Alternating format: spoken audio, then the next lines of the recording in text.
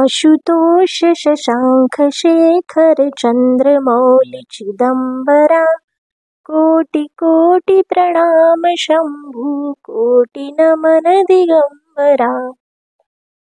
नमस्कार मंडळी, मी स्मिता तुम्हा सर्वांचे स्वागत करते आपल्या चॅनलवरती. तर आज आहे महाशिवरात्रीचा आदला दिवस. महाशिवरात्रीच्या आदल्या दिवशी संध्याकाळी आणि महाशिवरात्रीच्या दिवशी सकाळी आम्ही गेलो होतो हम्पी येथील विरूपाक्ष मंदिरात.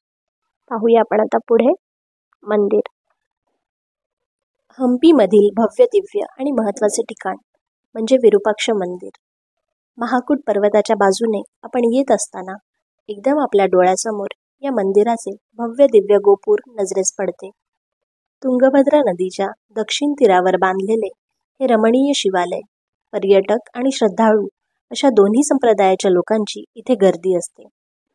हम्पी हे तीर्थक्षेत्र असल्याचे जे सांगितले जाते ते या मंदिराच्या प्राचीनत्वामुळे. प्राचीन मंदिर म्हटले की त्या स्थानाबद्दल दंतकथा आल्याच. अशीच एक सुंदर दंतकथा या ठिकाणाबद्दल सांगितली जाते. देवी पार्वती या ठिकाणी जन्माला आल्या. त्यांचे नाव होते पंपा. हम्पी हे नाव सुद्धा पंपा या प्राचीन नावाचाच अपभ्रंश आहे. तसेच इथे वाहणाऱ्या तुंगभद्रा नदीचे पूर्वीचे नाव देखील पंपा असेच होते. तर देवीला शिवाशी लग्न करायचे होते, परंतु महादेव आपल्या तपश्चर्येत मग्न. त्यांना प्रसन्न करण्यासाठी तेवढीच कठोर तपश्चर्या केली पाहिजे असे ठरवून देवी पंपा पार्वती देवी या नदीच्या पलीकडे तीरावर तपश्चर्याला बसल्या. त्या ठिकाणी आजही पंपा देवीचे एक छोटेसे मंदिर आहे. शिवाला जेव्हा या पार्वतीच्या कठोर व्रताचा बोध झाला तेव्हा महादेव प्रसन्न झाले आणि याच ठिकाणी शिव पार्वतीचा विवाह पार पडला. तो विवाह ज्या ठिकाणी पार पडला त्याच ठिकाणी हे विरूपाक्ष उर्फ पंपापतीचे मंदिर बांधले गेले अशी ठाम समजूत स्थानिक लोकांमध्ये आजही आहे. ही जी आपण समोर पाहतोय हत्तीण, तिचे नाव आहे लक्ष्मी. लक्ष्मी ही कर्नाटकातील हम्पी येथील विरूपाक्ष मंदिरात राहणारी प्रिय हत्तीण आहे. लक्ष्मी तिच्या दिवसाची सुरुवात तुंगभद्रा नदीत स्नान करून करते. ही एक परंपरा आहे जी भक्त आणि पर्यटक दोघांनाही आकर्षित करते. लक्ष्मीला यशाचे प्रतीक म्हणून पाहिले जाते.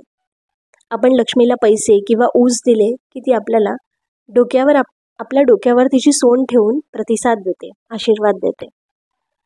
खूप छान आहे ही हत्तीण. तर आपण होतो विवाह. त्याच ठिकाणी हे विरूपाक्ष उर्फ पंपापतीचे मंदिर बांधले गेले अशी ठाम समजूत स्थानिक लोकांमध्ये आजही आहे. आजही स्थानिक लोक विवाह करण्यासाठी या पवित्र स्थानी येतात. या मंदिरामध्ये आजही विवाह समारंभ केले जातात. शिव आणि पंपाचा विवाह सोहळा दरवर्षी डिसेंबर महिन्यात इथे खूप मोठ्या प्रमाणात साजरा केला जातो. देशभरातून भक्तमंडळी या उत्सवासाठी हम्पी येथे येतात. हम्पी येथे मिळालेल्या काही शिलालेखानुसार हे मंदिर इसवी सनाच्या 9व्या-10व्या शतकात बांधल्याचे सांगितले जाते.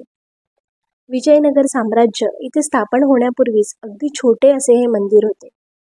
कालांतराने भरभराटीला आलेल्या विजयनगर साम्राज्याच्या विविध राजांनी या मंदिराला सध्याचे हे भव्य दिव्य स्वरूप प्राप्त करून दिले. हा विस्तार करताना विविध मंडप, गोपुरे, स्तंभ, अनेक स्तंभ असलेली सभागृहे, ध्वजस्तंभ, दीपस्तंभ आणि मोठे असे भोजनालय इथे बांधले गेले. मंदिराच्या प्रवेशद्वाराकडे येताना आपण रुंद अशा रथ मार्गावरून प्रवेश करतो. सध्या याला हम्पी बाजार असे म्हटले जाते. मुख्य द्वाराच्या दोन्ही बाजूला 4 हातांचे उंच द्वारपाल दिसतात. गाभाऱ्यात देव श्री विरूपाक्ष शिवलिंग स्वरूपात विराजमान झालेले आहेत. मंदिराला सांधार प्रदक्षिणा मार्ग आहे. सभा मंडपाच्या 2 बाजूला 2 मुखमंडप आहेत. मंदिर परिसरात विरूपाक्षाची पत्नी पंपादेवी आणि इतर काही लहान देवळे आहेत. मुख्य मंदिराच्या उत्तरेला पंपा अथवा भुवनेश्वरी या विरूपाक्षाची पत्नी असलेल्या देवीचे सुंदर मंदिर आहे. हे जे आपण समोर पाहतोय ते नंदी मंडप आहे.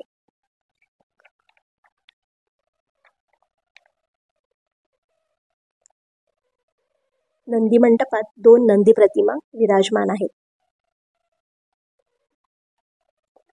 मंदिर परिसरात विरूपाक्षाची पत्नी पंपादेवी आणि इतर काही लहान देवळे आहेत. मुख्य मंदिराच्या उत्तरेला पंपा अथवा भुवनेश्वरी या विरूपाक्षाची पत्नी असलेल्या देवीचे सुंदर मंदिर आहे.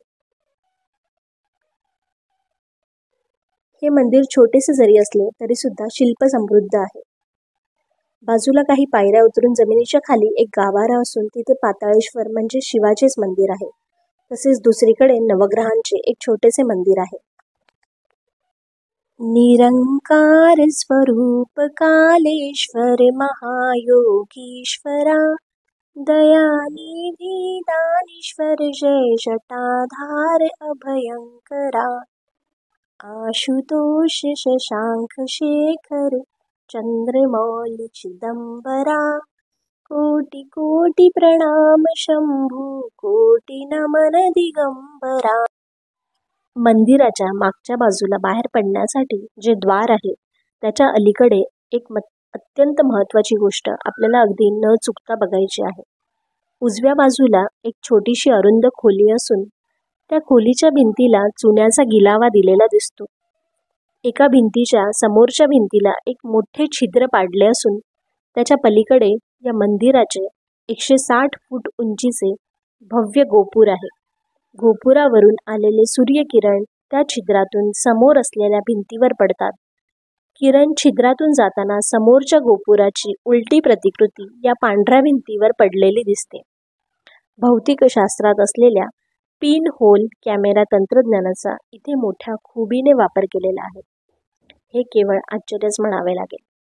तत्कालीन स्थपतींना या तंत्राची माहिती होती आणि त्यांनी ते मंदिरात वापरले आणि येणाऱ्या लोकांनी आवर्जून पाहावे अशी व्यवस्था सुद्धा केली आहे. इथे आल्यावर अगदी आवर्जून हा शास्त्रीय आविष्कार प्रत्येकाने पाहिलाच पाहिजे असा आहे. आशुतोष शशांक शेखर चंद्रमौली चिदंबरा कोटि कोटि प्रणाम शंभू कोटि नमन दिगंबरा आशुतोष शशांक शेखर चंद्रमौली चिदंबरा कोटि कोटि प्रणाम शंभू कोटि नमन दिगंबरा आशुतोष शशांक शेखर चंद्रमौली चिदंबरा कोटि कोटि प्रणाम शंभू कोटि नमन दिगंबरा